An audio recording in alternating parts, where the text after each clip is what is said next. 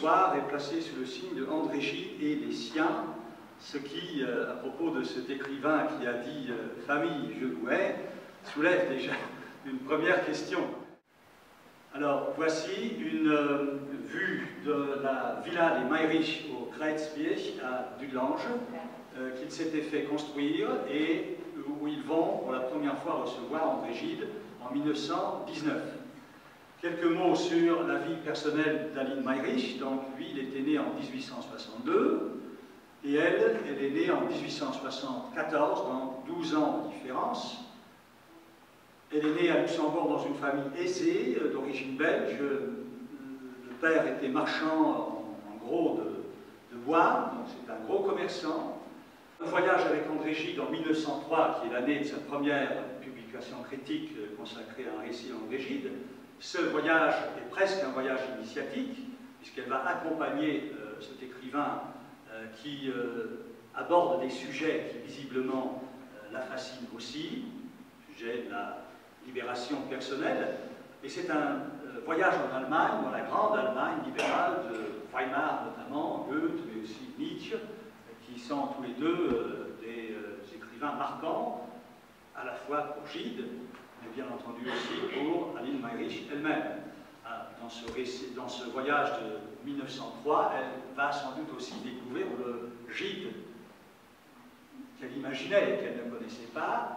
C'est-à-dire, Gide a amené tout de même un compagnon qui est Henri Géon et qui est homosexuel comme lui. Alors que André Gide, c'est plutôt l'amour, on peut jouer sur les mots, égoïste, je préfère le mot égotiste.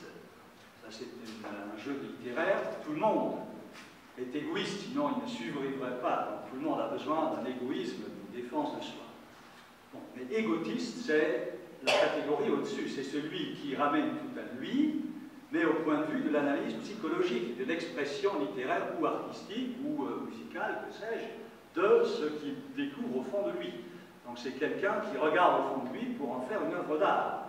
Et André Gide, c'est quand même l'écrivain auquel on a pu reprocher de n'avoir aucune imagination, de n'être pas créateur du tout, mais d'être un gigantesque découvreur d'abîmes, à l'époque où un certain Freud, à Vienne, parlait des mêmes choses, mais avec un vocabulaire médical. Alors, extrait du journal, nouvelle édition. Il est à Dudelange, et par exemple, il dit, donc le 26 juillet, en arrivant à Dudelange, bon, il fait une petite notice sur lui-même, et à la fin, il dit « Je lâche ce carnet pour l'autre », où je note inch by inch, il cite souvent des proverbes comme ça en anglais, tous les progrès de mon roman. C'est la preuve qu'il a commencé la rédaction des Faux-monnayeurs à Dudelange. Chose qui m'a frappé, Roland Hoff, qui a été directeur de la Croix-Rouge et qui a géré Colpac pour la Croix-Rouge, a découvert et heureusement conservé des documents qui traînaient encore dans le grenier ou à la cave, qui comportent des photos. Et parmi ces photos, des archives de Mayrisch, il y a cette photo de Arthur Rimbaud en premier communion. Alors, est-ce que c'est une photo que Mme Mayrisch avait achetée et gardée? Est-ce que c'est une photo de André Viénot, qui est quand même la mère ou bourgmestre, qui était maire de Chauze, en Ardennes, qui n'est pas très loin de l'endroit où Rimbaud vivait, mais en tout cas, il y a une fascination pour Rimbaud dans la famille. Rimbaud, le petit catholique étriqué, qui va finir, le grand voyageur, le grand violeur de langue qu'il aura été. Et même Émile Mayrisch, l'ingénieur, qui s'était payé un bateau, vous savez comment il s'appelait? Le bateau ivre. Émile Mayrisch avait un bateau dans la Méditerranée, le bateau ivre.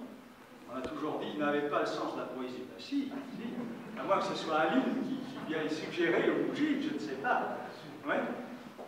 Chaque matin, je me réveille, le cerveau lourd et plus engourdi que la veille, forcé de jouer devant les autres une comédie de joie, de plaisance, tandis que je sens toute joie réelle se refroidir lentement en mon cœur. Je n'ai plus reçu de lettre d'elle depuis Pontigny.